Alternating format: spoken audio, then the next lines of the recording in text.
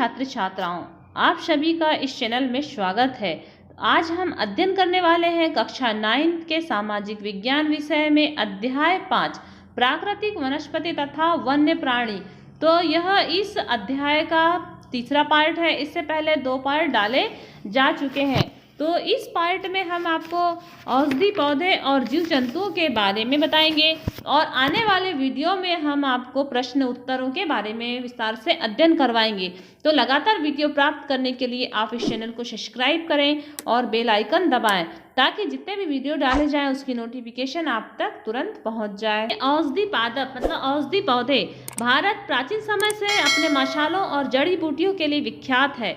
आयुर्वेद में लगभग 2000 पादप आयुर्वेद में लगभग 2000 पौधों का वर्णन है और कम से कम 500 जो कि निरंतर प्रयोग में लाए जाते हैं। विश्व संरक्षण संघ ने लाल सूची के अंतर्गत 352 पादपों की गणना की है और 52 पादप यदि संकटग्रस्त हैं और 49 पादपों को विनष्ट होने से का खतरा है। भारत में प्रायः औषधि के लिए प्रयोग होने वाले प्रमुख पादप निम्नलिखित हैं। तो देखिए कि पादप मतलब पौधे। तो औषधि हम देखते हैं कि हम अपने हर दिन के उपयोग में भी बहुत सारी औषधियों का उपयोग करते हैं। जैसे कि हम काली मिर्च का उपयोग कर रहे हैं, हल्दी, अदरक जो कच्चे मसाले के रूप में हम अपने सब्जियों में डालते हैं, ये भी एक प्रकार की औषधियाँ हैं।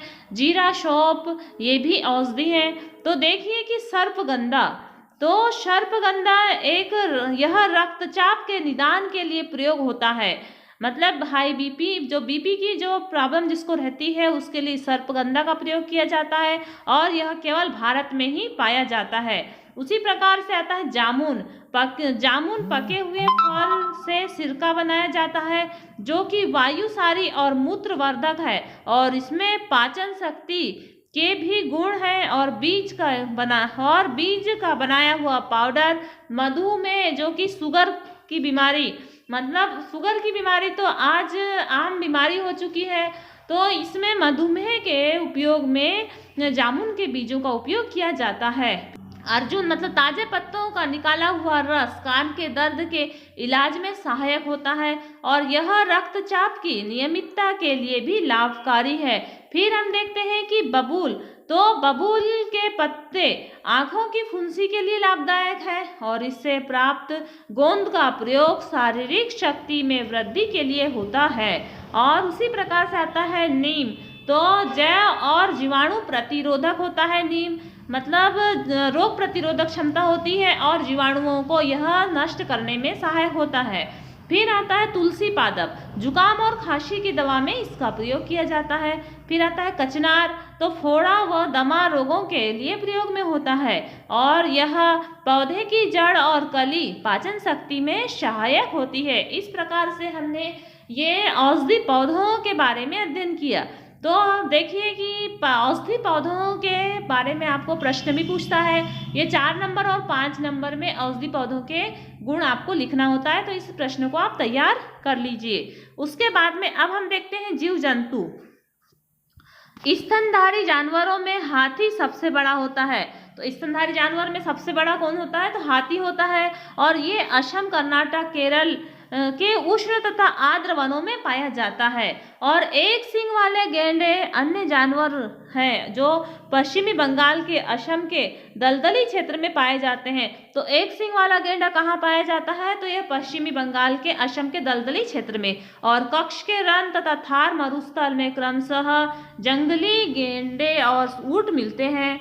और भारतीय भैंसा, नीलगाय और चौसिंघा और छोटा मृग मतलब गैजल तथा विभिन्न प्रजाति वाले हिरण आदि कुछ अन्य जानवर हैं जो भारत में पाए जाते हैं। यहाँ बंदरों की भी अनेक प्रजातियाँ पाई जाती है। उसके बाद में देखते हैं हम पक्षियों की प्रजातियाँ। तो पक्षियों की प्रजातियाँ भी पाई जाती हैं। यह कुल विश्व का 13% है। तो पक्षियों की प्रजाति में कितने प्रतिशत है? तो पक्षियों की प्रजाति में विश्व में 13% पक्षी यहाँ पाए जाते हैं। और मछलियाँ 2546 प्रजातियों की मछलियाँ पाई जाती है जो कि विश्व के 12% मछली है। और भारत में विश्व के 5 से 8% तक उभयचरी, सरीसृप और स्तनधारी जानवर भी पाए जाते हैं। यहाँ और एक प्रश्न देखिए कि भारत जीव सुरक्षा अधिनियम कब लागू हुआ था? तो भारत जीव सुरक्षा अधिनियम 1972 में लागू हुआ था। भारत केवल अकेला देश है जहाँ शेर और बाघ दोनों पाए जाते हैं, तो विश्व में केवल भारत में ही शेर और बाघ दोनों पाए जाते हैं। भारतीय शेरों का प्राकृतिक आवास स्थल, तो यह प्राकृतिक आवास स्थल गिर गुजरात का है। यह भी पूछा जाता है कि भारतीय शेरों का प्राकृतिक आवास स्थल कहाँ है? तो गिर गुजरात में है। और बाघ मध्य प्रदेश, झारखंड के वनों और पश्चिमी बंगाल के सुंदरवन और हिमालयन क्षेत्रों में पाए जाते हैं। बिल्ली जाति के सदस्यों में तेंदुआ भी। देखिए कि हिमालयी क्षेत्र में पाए जाने वाले जानवर अपेक्षाकृत कठोर और जलवायु को सहन करने वाले होते हैं, जो अत्यधिक ठंड में भी जीवित रहते हैं। लद्दाख की बर्फीली ऊंचाइयों में याक पाया जाता है। तो लद्दाख की बर्फीली ऊंचाई में क्या पाया जाता है? याक, जो गुच्छेदार सींगों वाला बैल जैसा जीव है। तो याक गुच्छेदार सींगों वाला बैल होता है और इसका भार लगभग 1 टन होता है।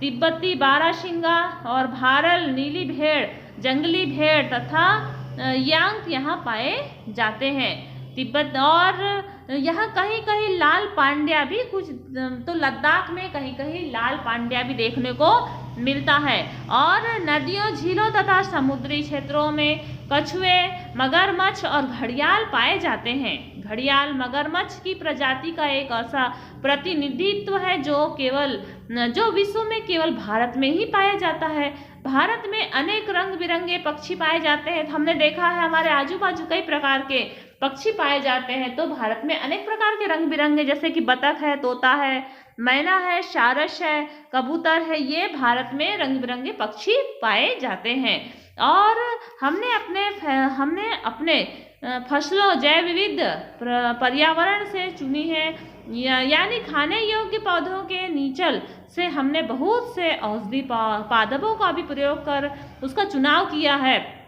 दूध देने वाले पशु भी प्रकृति द्वारा दिए बहुत सारे जानवरों से चुने गए हैं। और जानवर हमें बोझा ढोने, कृषि कार्य, यातायात में भी मदद करते हैं और इनसे मांस प्राप्त भी होता है और मांस और अंडे भी प्राप्त होते हैं। मछली से पौष्टिक आहार प्राप्त होता है। बहुत सारे कीड़े मकोड़े फसलों और फलों और वृक्षों के परागकरण में मदद करते हैं। हानिकारक कीटों पर जैविक नियंत्रण रहते हैं और प्रत्येक प्रजाति का पारिस्थितिकी तंत्र में योगदान है, अतः इसका संरक्षण अनिवार्य है। जैसा पहले बताया गया है, मनुष्यों द्वारा पादपों और जीवों के अत्यधिक उपयोग के कारण पारिस्थितिकी तंत्र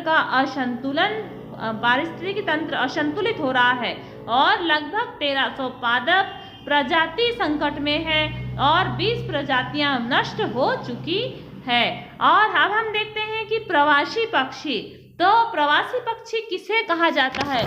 प्रवासी पक्षी मतलब अल्प समय के लिए, जब कुछ पक्षी ऐसे होते हैं जो अल्प समय के लिए आते हैं, उन्हें प्रवासी पक्षी कहा जाता है। तो भारत के कुछ दलदलीय भाग में प्रवासी पक्षी प्रसिद्ध हैं। जो प्रवासी पक्षी में शीत ऋतु में साइबेरियन सारस बहुत ज़्यादा पाए जाते हैं, जो कुछ समय के लिए ही विदेशों से आते हैं। अब हम देखते हैं आरक्षित क्षेत्र, मतलब वनों को सुरक्षित रखने के लिए शासन के द्वारा उन्हें आरक्षित किया गया है। तो जहाँ पर जानवर भी सुरक्षित रह सकते हैं और पेड़ पौधे भी सुरक्षित रह सकते हैं। इनकी सुरक्षा इसलिए आवश्यक थी कि अंधाधुंध पेड़ों की कटाई और जानवरों के विनाश के कारण उन्हें आरक्षित किया गया है। तो 18 जीव मंडल नीचल देखिए, तो ये है सुंदरम, मन्नार की खाड़ी, नीलगिरी, नंदा देवी, नाकरदेव और ग्रेट निकोबार, मानस राष्ट्रीय उद्यान और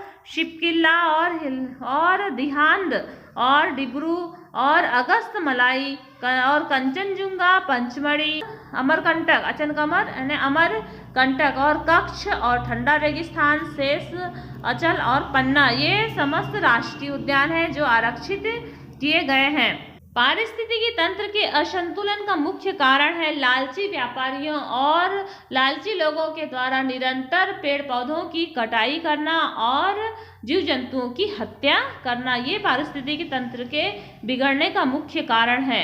सन 1992 से सरकार द्वारा पादप उद्यानों को वित्तीय तथा तकनीकी सहायता देने की योजना बनाई गई। शेर संरक्षण और गैंडा संरक्षण, भारतीय भैंसा संरक्षण तथा पारिस्थितिकी तंत्र के संतुलन के लिए कई योजनाएं बनाई गई है। और 103 नेशनल पार्क, तो कुल नेशनल पार्क कितने हैं, तो 103, और 535 वन्य प्राणी अभ्यारण्य और कई चिड़ियाघर राष्ट्र की पादप और जीव संपत्ति की रक्षा के लिए बनाए गए हैं। हम सभी को अपनी अतिजीविता के लिए प्राकृतिक पारिस्थितिकी तंत्र के महत्व को समझना चाहिए और यहाँ तक संभव है और प्राकृतिक पर्यावरण का अंध विनाश तत्काल समाप्त कर दिया जाए। यदि हमें पारिस्थितिकी तंत्र को व्यवस्थित रखना है तो वनों के विनाश को समाप्त करना होगा। इस प्रकार से हमने जीव जंतु और औषधि पौधों के बारे में अध्ययन किया। नेक्स्ट वीडियो में इसके प्रश्न उत्तरों का अध्ययन करेंगे। लगातार वीडियो प्राप्त करने के लिए आप इस चैनल को सब्सक्राइब करें और लाइक करें और बेल आइकन दबाएं। धन्यवाद।